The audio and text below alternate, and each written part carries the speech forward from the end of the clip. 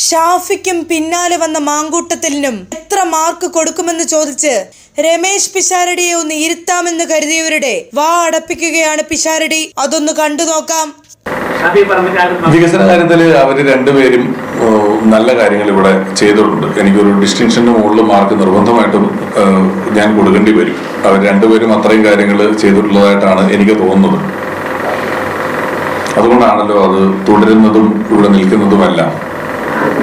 ഈ പാലക്കാട്ടെ ജനപ്രതിനിധികൾ പൊതുവെ അവഗണിക്കുന്ന ഒരു പ്രശ്നമാണ് പറമ്പിക്കുളം ആളിയാർ കരാറെന്നുള്ളത്. അത് പാലക്കാട്, തൃശ്ശൂർ, മലപ്പുറം ഈ 3 ജില്ലകൾക്ക് ഏറ്റവും പ്രധാനപ്പെട്ട കരാറാണ്. അത് പാലക്കാട്ടെ മലയാളടക്കമില്ലാത്ത ചിറ്റൂരിൽ ഒരു പ്രശ്നം എന്നുള്ള കാര്യത്തിൽ മാത്രമാണ്. അപ്പോൾ അതിലെന്താണ് അതിപ്പോൾ ഓരോ 30 വർഷം കൂടുമ്പോഴും അത് പുതുക്കണം, കരാർ പുതുക്കണം എന്നുള്ള വ്യവസ്ഥയാണ്. പക്ഷേ 1958 മുതലുള്ള മുൻകാല പ്രാബല്യത്തോടുകൂടിയാണ് ചിറ്റൂർ കേരളം അത് പ്രധാനമൊന്നും മുമ്പേ ഞാൻ നേരത്തെ പറഞ്ഞത് ഗവൺമെന്റ് പോളിസിയുമായിട്ട് ബന്ധപ്പെട്ടിട്ടുള്ള കാര്യമാണല്ലോ. ഭരണതലത്തിൽ എടുക്കേണ്ടുന്ന ഒരു പോളിസി ചേഞ്ച് ആവശ്യമുള്ള ഒരു കാര്യമാണ്. അത്തരത്തിലുള്ള കാര്യങ്ങളാണ് ഞാൻ ഏറ്റവും ആദ്യം പറഞ്ഞതുപോലെ ഇപ്പൊ നമ്മൾ ചോദിക്കുന്ന എല്ലാ കാര്യങ്ങളിലും മാധ്യമങ്ങൾ ഉൾപ്പെടെ നിങ്ങളുടെ ശ്രദ്ധയിൽ ഒരുപക്ഷെ എന്നേക്കാൾ കൂടുതൽ ഇവിടുത്തെ ഏറ്റവും കൂടുതൽ പ്രദേശങ്ങളിൽ ഇപ്പോൾ നമ്മൾ ഈ മിണ്ടുന്ന സാഹചര്യത്തിൽ കൂടുതൽ അറിയുന്നതും ചെയ്തിട്ടുള്ളതും പോയിട്ടുള്ളതും ആൾക്കാരോട് സംവേദിച്ചിട്ടുള്ളതും ഒക്കെ നിങ്ങളാണെന്നിരിക്കെ നമ്മൾ ഒന്നിച്ച് മുന്നിലേക്ക് പോവുക, അല്ലെങ്കിൽ എനിക്ക് ഇത്തരത്തിലുള്ള കാര്യങ്ങൾ നേരത്തെ പറഞ്ഞതുപോലെ തിരുത്തിയും പറഞ്ഞു തന്നും മുന്നിലേക്ക് പോവുക എന്ന് പറഞ്ഞത് അതുകൊണ്ടാണ്. ഇത്തരത്തിലുള്ള എല്ലാ വിഷയങ്ങളും നമുക്ക് അഡ്രസ് ചെയ്യാം, എല്ലാ വിഷയങ്ങളും നിയമസഭയിൽ എത്തിക്കാം, എല്ലാ മന്ത്രിമാരോടും അതാത് വകുപ്പുകളോടും നമുക്ക് ആവശ്യങ്ങൾ അറിയിക്കാം.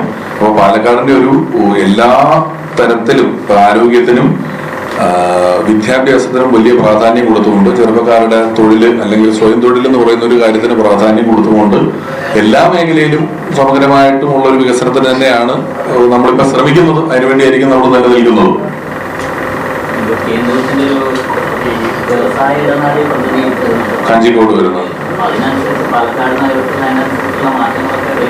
വേണ്ടിവരും.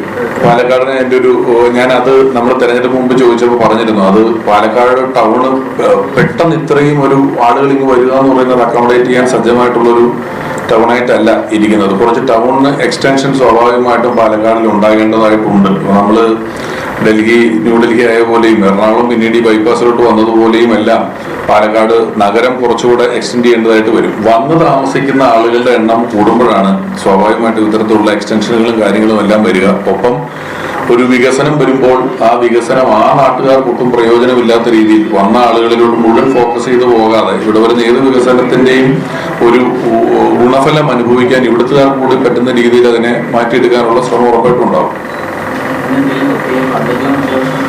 എന്തോ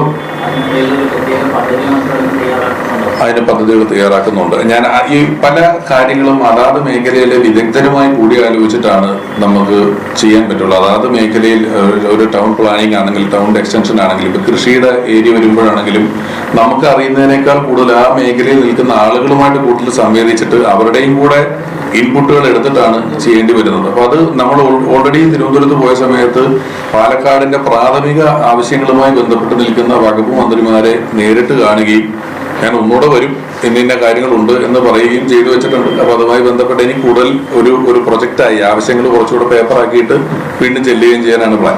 മന്ത്രിയെ മുന്നിലിറക്കി നിർത്തിയതിനു ശേഷമാണ് കസേര വരിച്ചിട്ട് രമേശ് പിഷാരടി മാധ്യമങ്ങൾക്ക് മുന്നിലിരുന്നത്. ഇന്നിപ്പോൾ വെറും ഒരു സിനിമാ നടൻ മാത്രമല്ലാതെ ഒരു MLA-യുടെ ഉത്തരവാദിത്വം കൂടി തലയ്ക്ക് ചുമടായി നിൽക്കുന്ന നേരത്ത് രമേശ് പിഷാരടി പുതിയ നയതന്ത്രത്തിന്റെ കസേരയിൽ ഇരിക്കുകയാണ്. സംഗതി മമ്മൂട്ടിയും മോഹൻലാലും അടക്കം താരനിരകൾ മുഴുവൻ നിറഞ്ഞു നിൽക്കുന്ന സംഘടന ഒറ്റ വായനയിൽ അമ്മ എന്ന് പറയാമെങ്കിലും അതിനകത്തെ കോലാഹലങ്ങൾ കണ്ടാൽ AMMA എന്ന് മാത്രം ഉച്ചരിച്ച് നിർത്തുന്നതാണ് നല്ലത്. എന്തായാലും പാലക്കാടൻ രാഷ്ട്രീയത്തിനപ്പുറത്ത് ഭരണസിരാ കേന്ദ്രത്തിൽ പണിയെടുക്കുന്ന രമേശ് പിഷാരടിക്ക് ഇപ്പോൾ താരസംഘടനയെ കൂടി കേൾക്കേണ്ടിയും അവരുടെ പ്രശ്നത്തിന് പരിഹാരം കണ്ടെത്തേണ്ടി വരികയും ചെയ്യുകയാണ്. അല്ലെങ്കിലേ VD സതീശന് പൊന്നാട അണിയിച്ചതിന് കമ്മിക്കൂട്ടങ്ങൾ മമ്മൂട്ടിയെ വരെ സൈബർ ഇടത്തിൽ വെച്ച് തീർക്കുകയാണ്. എന്തായാലും രമേശ് പിഷാരടിയുടെയും അതിനുശേഷം മന്ത്രി PC വിഷ്ണുനാഥിന്റെയും മറുപടികൾ കേൾക്കാം.